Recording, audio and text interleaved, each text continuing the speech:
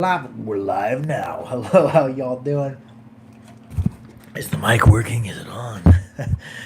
How is everyone doing? How is the weather out yonder? How's the harp? And let's see if I can get my camera. There we go. We're level. Maybe. Somewhat level. My head's on a little crooked, so let's see if that looks level. Okay, what are we going to play? What are we going to start off playing? Oh, here's one I haven't done a lot of play on.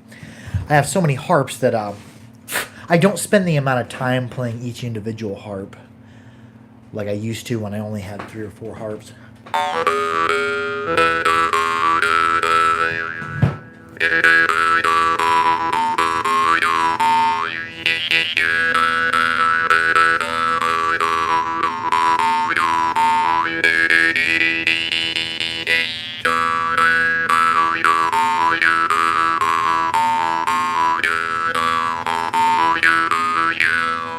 How's everybody doing? How's the harping treating you? What are y'all playing tonight?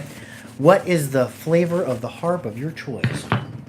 We're gonna move on into something else. I've been playing a lot of instruments that aren't super sensitive, super saturated as of the moment. Oh yeah, had some time today, a little bit of time. My time was, I didn't get enough time in the shop that I normally would, but I made a case, and I've got a whole bunch of other cases made for people who harps are getting ready to ship out. But the one I made for myself, made a case for it because I'm always carrying other people's harps on me. I never really carry one of my own harps on me just because I don't have a good way to play it or a good way to carry it. And that's why having a case is important. I'm making it out of local walnut, and I'm getting a little bit better at making cases, so it's a little bit less effort.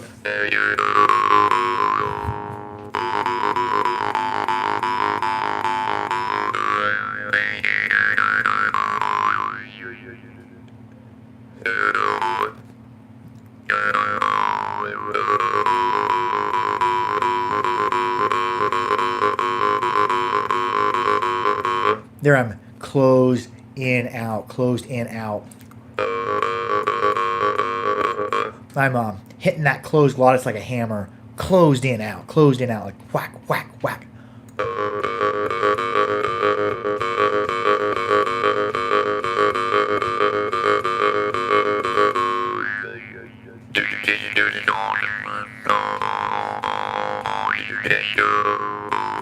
I'm trying to come up with new rhythms.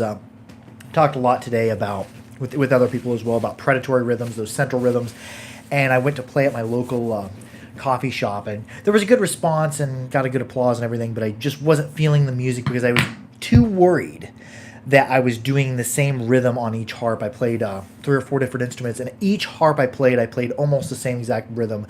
The more I concentrated on not playing the same rhythm because I didn't rehearse, I didn't come up with a set list. I'm like, oh, I'm just going to play whatever I feel. And I got so hung up on, am I playing the same rhythm, that it kind of ruined the experience for me. It was still a good show. It was still a good performance. People enjoyed it. But I didn't enjoy it as much because I was just worried and I was frustrated that I was playing the same thing over and over again. And it leads me to a good point.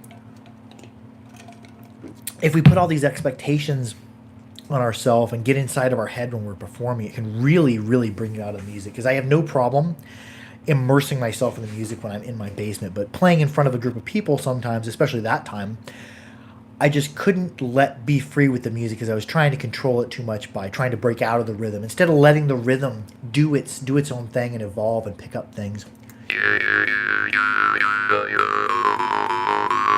Another thing, I couldn't hardly hear myself over the microphone, which that's an adaptation, because if you can't hardly hear what you're doing in the microphone and there's enough background noise, because it's a coffee shop, it really sometimes can be hard to play because you can't figure out exactly what you're doing too. So I plan on doing more playing out in public in the future,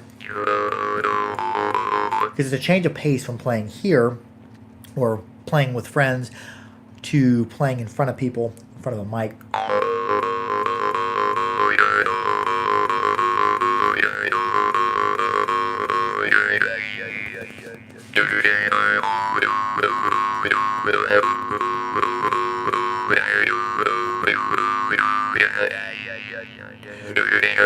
Hey, Charles Longstaff, how are you doing? Thank you earlier for the help for we're assisting someone on the channel on a question they have. It can be hard sometimes, especially now that I've got over 500 or 550 videos, to answer everybody's comments, and especially on some of the videos we got over 50,000 views. Quite a few have got over 10,000 as well. The amount of comments, I can't always get to everybody's comments at once. So thank you so much for the experienced people who, you know, see somebody asking a question and they turn right around and answer it spot on. What are you playing, Dr. Longstaff? What harp's on the menu? I normally, whenever I sit down and play, I'll play 3 or 4 instruments pretty much the whole evening. But there has been some evenings where I've been like, okay, I'm going to play this one and this one and this one and this one and this one. And one thing that's been spoiling my experiences as of late, a lot of you know that you can have really emotional times playing the harp and have really deep experiences playing the harp. But as of late, I've been trying to put up more videos out. So I'm constantly like, if I start playing something really sweet, I'm like, yes, this is awesome. I'm playing. I need to go stop what I'm doing, go grab a camera, set it up, and record this playing because I'm trying to harvest video out of it. Well, that just ruins the experience of playing. So I'm going to be, this evening after I get done playing, I'm not going to try to get any video out of it after I get done with the live upload when I finish the movie with my wife, and I'll spend 3 or 4 hours playing, drinking caffeine and whatnot. I'm not going to try to get any video out of it. I'm actually going to take my smartphone, I'm going to put it in another room of the house and just let it be its own thing. Oh, what do you think of it?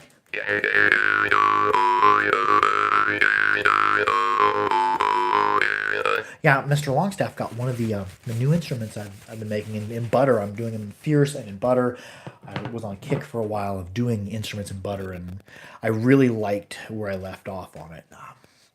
What else? What else should I play? I'm gonna play something melodic, maybe. Oh, cool! I'm glad you enjoyed it. Harps are getting better, and the cases are turning out pretty cool too. I'll just show you. This is the harp I made for myself week before last. I made a case for it. All my necklace cases are going to be tip up.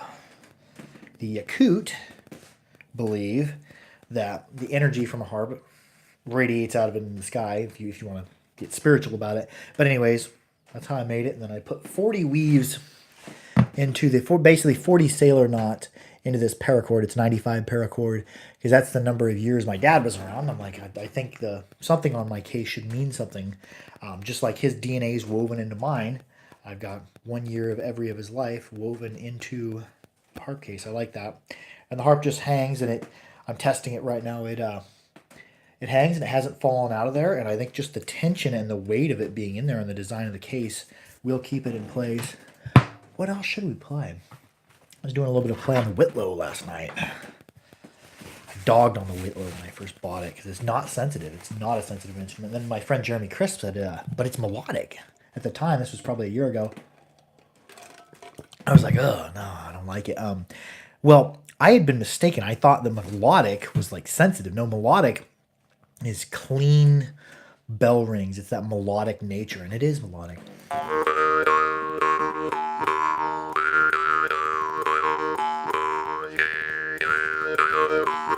And that when something's melodic, it doesn't afford you anything to hide behind. There's no saturation. So that leads me to another point I want to make. I'm just going to do a whole bunch of rambles tonight.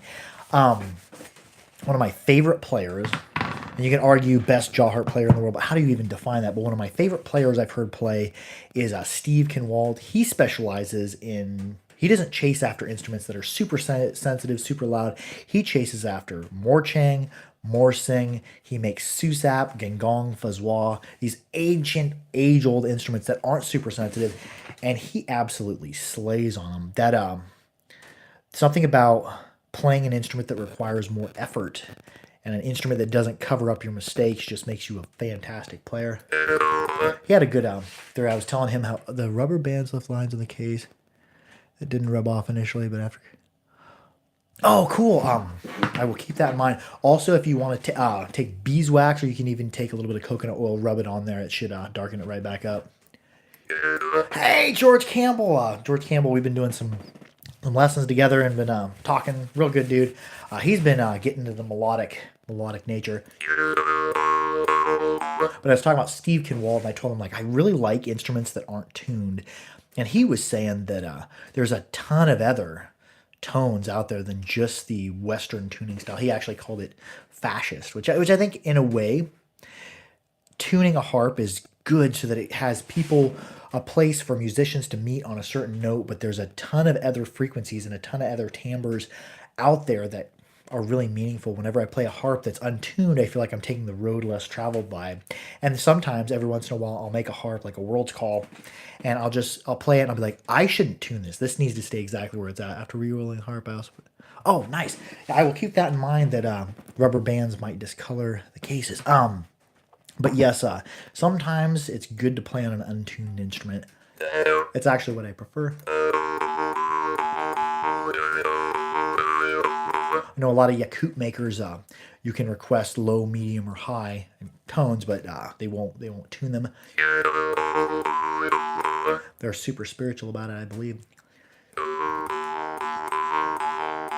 I think tuning sometimes takes the individuality away from the harp. We have a harp that's playing and it's fantastic where it is, but we're like, okay, we have to conform it to a note. It has to fit in this box. It can't be its own thing. It has to fit in there. So I think there's a lot of merit to untuned instruments, because tuning has no bearing on the quality. Just because a harp's tuned doesn't mean it's a good quality harp, and just because a harp's not tuned or untuned doesn't mean it's a bad quality harp. I think we should not call it untuned, because it just sounds like you're skipping a process. I like the term free tone. This one is actually tuned. This is Whitlow in D sharp or E flat. I believe the true musicians call things flats. I was kind of taught to call harp sharp, harp and sharp.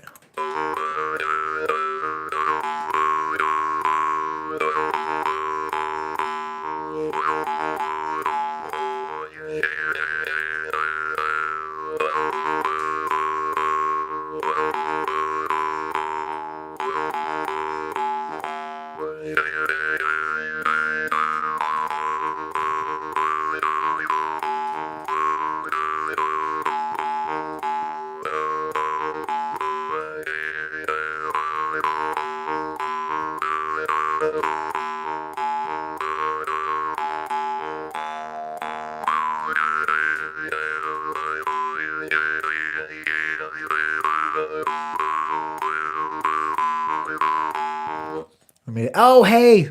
Flying Flurox, how are you doing? Natural tuning or tuned by the Forge gives it a fun description. I like that. Tuned by the Forge.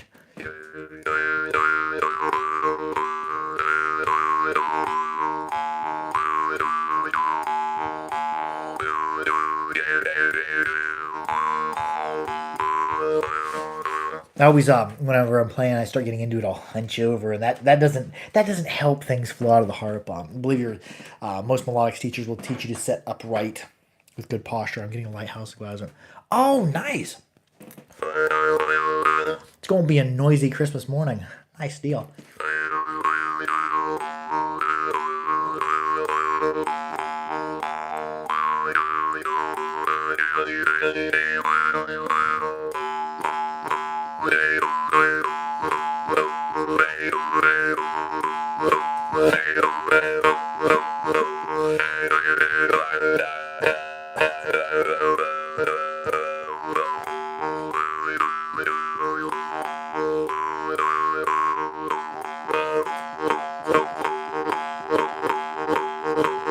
Well, you can really power the glottis in when you're playing an instrument that doesn't have a lot of volume.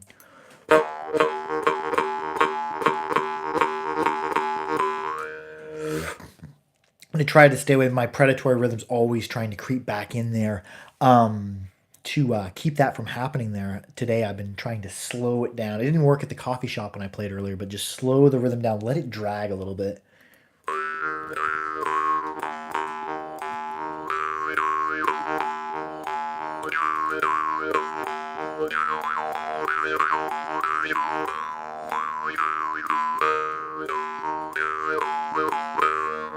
I wonder if we play something that has a bit of a drone to it. I always end up going back to the Gorgos.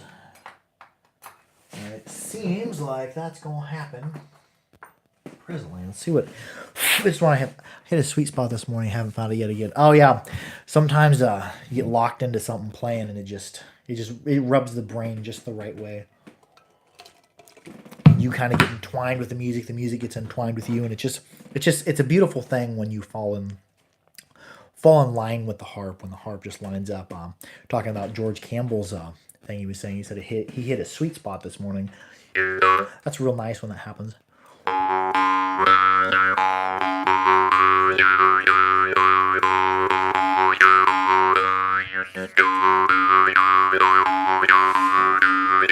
Is that the Vargan Hall album? Oh, nice. What's Vargan Hall? I have to check that out. I got the Salagi. Am I saying it right? Salagi album. And yeah, that is fantastic. I really enjoy that one he did with his brother. You hear somebody doing deep open close and somebody playing a higher harp over the top of it. Fantastic.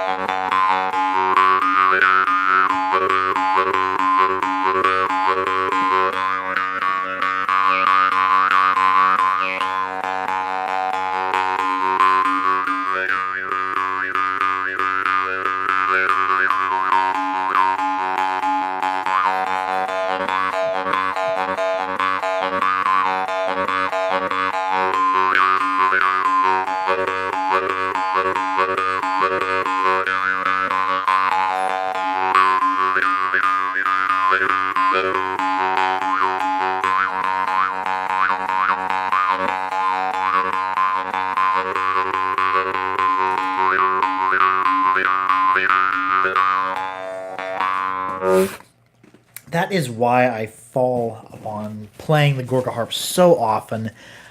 Any other harp, if I were to wail on it like that, would light this room up. Would probably wake the baby. Do you still have the iron paramour chain? Probably. Hold on a second. I'm a little stiff. I've been working out all week. I've been trying to be more conscientious of my physical fitness and doing lots of cardio as well. And cardio, really, especially if you implement playing the harp when you're out of breath still from cardio, really helps with your rhythm. Like when I let myself get out of shape a little bit, don't keep up on my cardio, I can't hammer out rhythms like that. And that's one reason I've been playing Gorka a lot, because Gorka you can totally open up and hammer on them, and they're not super loud. And like, I really got into that playing. I really got lost in the rhythm. The brain was properly buttered on that one, because I want to know if you were... Oh, let's see, iron pair. I don't have an iron pair in my collection. I think I sold the other new one. Yes, I do recommend the iron pair. The Rekka, if you don't want to spend a lot of... And we're not going to turn this into a commercial for harping. Oh yeah, I'm out of the iron pair. I'm placing another order with Rekka after this weekend. So 2 to 3 weeks I'll have them back in stock. Yes, I do recommend the Gorka or the Rekka iron pair. And if you're looking for a really good Rekka, his newer rhombus. I'm just gonna play it a little bit.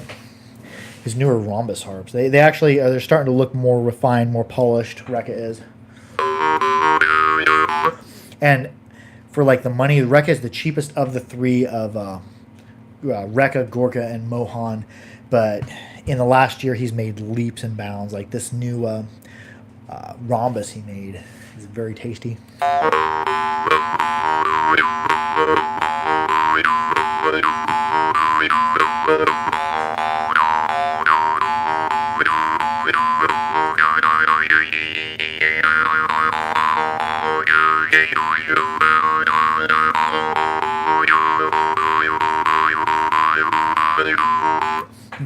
The Rekka are getting very, very capable of open close. They used to be a little bit too, when I first started buying the Rekka, they were almost too droney, too stiff, and he's really started to manage his stiffness very, very well.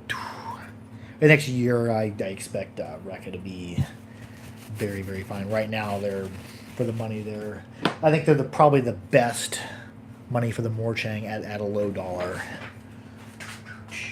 I still prefer the Gorka.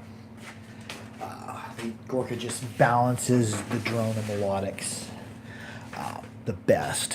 Mohan is they're going to be super loud. Some of them are pure. Some of them are going to have a drone. Let's see. Oh, it's too close for Donovan going to bed for me to play this one. This is a Mohan gift. I think we'd be all right. I got the door closed. I'm downstairs. The furnace is running. This isn't one I play a lot, because if I open it up, it'll be super loud. It's a weird one. Mohan, along with my order, he gave it to me.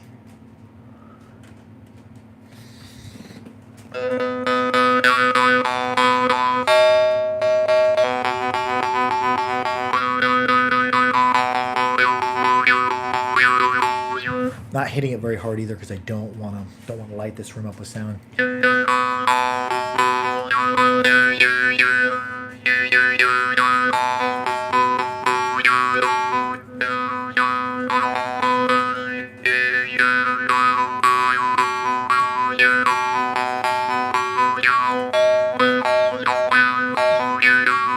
I have a small harp, so I can't hit it with my index or middle finger.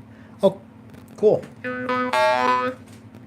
What I'm doing here is I'm not actually... This finger is moving, but I'm actually hitting it. I like to go from the Morchang, from the rested position has become my favorite. But I do, every once in a while, switch to a free-handed stroke, especially when when I'm feeling that I want to extend the reed in a different way. Hard strikes and really controlled strikes, because this harp is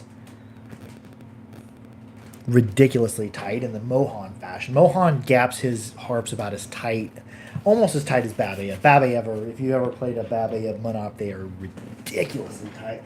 And I was thinking today too, I think I have contributed to people being materialistic about harps. Sometimes my videos encourage people to go out and collect them all, when I don't think that's what the harp's about. And when I first started playing the harp, I'd always ask people, well, what harp is that, when I seen somebody playing an awesome technique? Well, what harp is that? Mirko Muni, who I'm a big fan of, check his videos out on YouTube. He's fantastic player. He said something that made me think. He said it's not.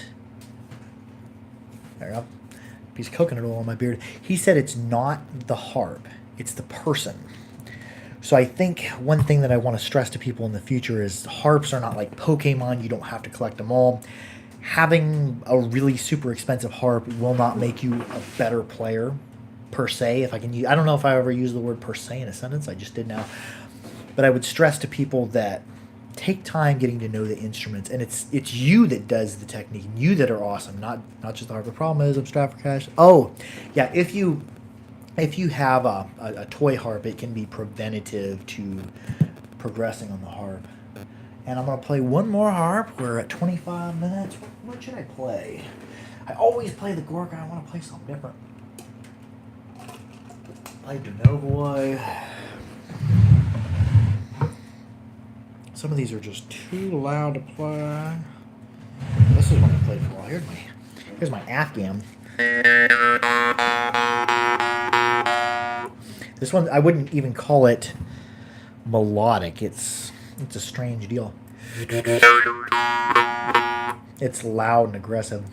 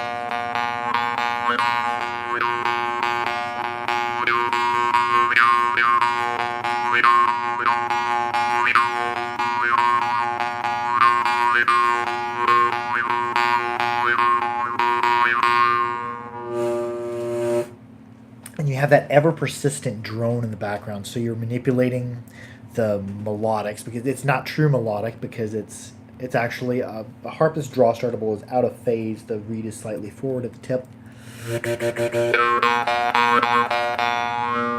so it fuzzes and drones the melodic. But when you start cradling the sound and get that melodic going, you can do some really cool stuff.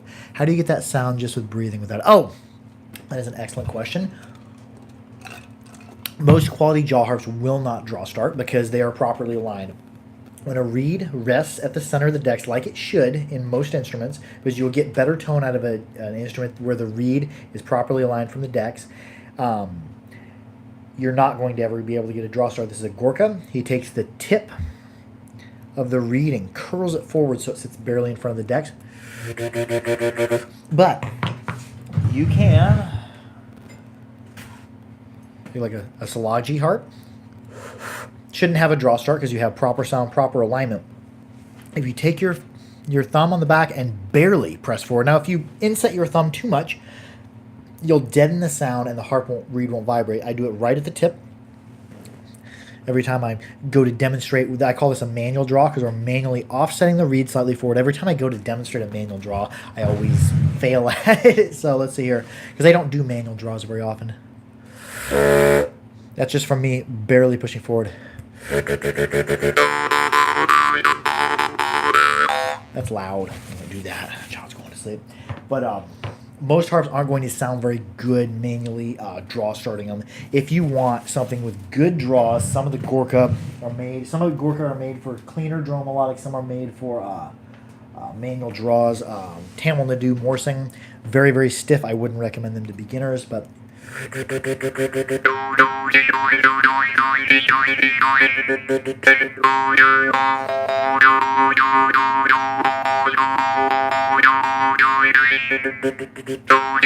They're offset. They're curled just barely at the forefront of the harp at the tip. They're made for draw starts, and a draw start will adversely affect your sound 100% of the time. Reed being able to draw start, you're going to sacrifice some purity of the tone, but what you give up in tone, you're going to gain in another added dimension. Because when you get that drone and that draw, oh my god, I just got my first ever manual start. Oh yeah, dude, that's Nico Cornelius is who I got that from, a fellow North American jaw harpist who helps put on the festival. Next year's festival is gonna be. We're working on procuring the site. We're going camping for a week. The festival is going to be like 4 or 5 days of camping out in the forest. We're going to have access to forest and trails and everything. There's going to be harping. There's going to be lots of classes. And it's going to end, I believe, in a one-day concert. There's going to be workshops. There's going to be people hanging out around fires, playing the harp. It's going to be totally different than the last experience, which was in an armory, which is more formal. This is going to be like open outside camping. People getting down, people having a good time, people learning, people sharing. It's gonna be the way. It's gonna be in Cottage Grove, Oregon. Oh, the kids getting put down to bed. I'm gonna wrap this up. Thank you for joining me. I hope all of y'all are staying warm. It's getting cold here, at least in the United States. I don't know what the weather is in the out yonderly areas that aren't the United States. I love y'all. Be sure to like, share, and subscribe for more harpery. Share the harp with someone.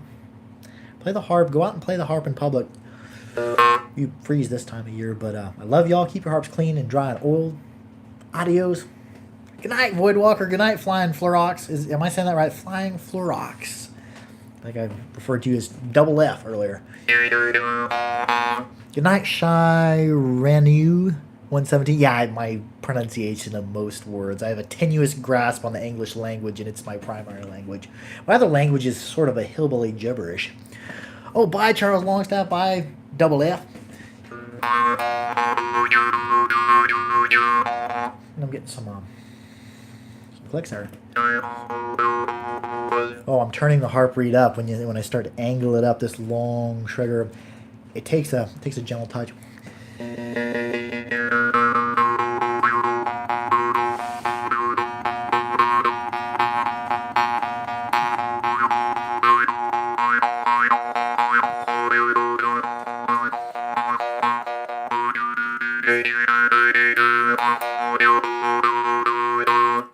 Good night, Waffle Man 141. We're gonna end on a different harp. I'm getting clicks out of that harp. I keep trying to see which way it needs turned. It's taking me out of the music. I'm getting clicks. We're gonna try again. We're gonna try with something ridiculously awesome.